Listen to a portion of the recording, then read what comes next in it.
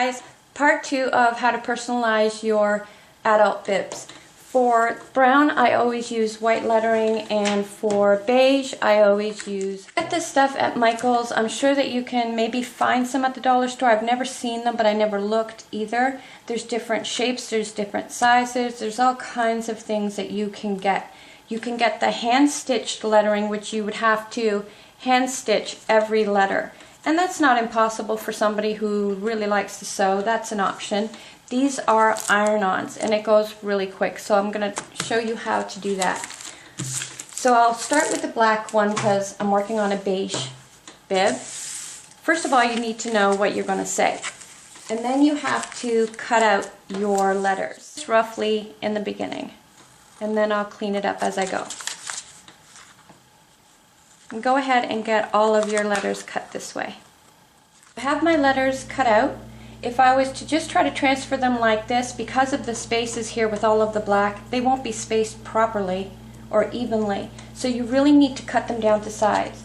How I do that is with every letter, I go to the outer edge and make sure it's a nice, clean line as close to the letter as I can get it on all 4 corners.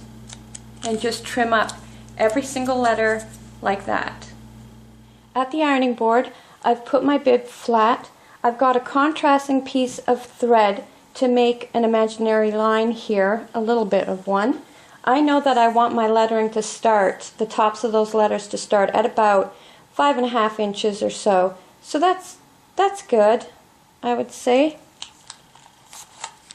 And then I want to just warm up, without moving that string, just warm up the towel.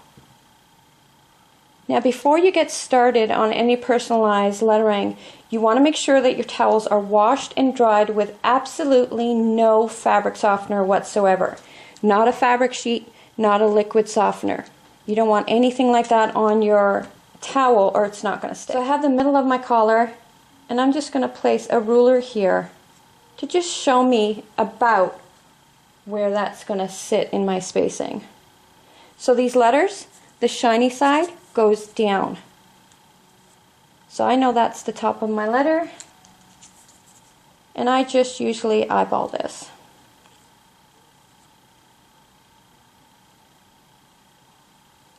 It's really hard to see when you're doing black. It's a lot easier to see when you're doing white. So as you can see, that's not even at all. So I am going to move this down. What you want to do next is put a clean dishcloth or material of some kind and gently put it over without moving those letters. You want your iron on wool, and you want to just press on them downwards. Don't move your iron back and forth, because if you do, you'll move the lettering. It will shift and it will move. So I try to just hold it down, and I do 1 row at a time. Because if you try to do this on too many, they just start to shift. For 60 seconds, you want to hold this heat down very firmly. I should also mention that you don't want any steam setting on your iron when you do this. Just a dry heat. Now you want to take your tea towel off and flip it around to the other side. And you can feel where they are, and you just want to put heat on that for about 20 seconds. Now I'm going to continue to do the other lettering underneath. So I'm just going to warm up my towel, just lightly, and start my other lettering exactly the same way you did it here.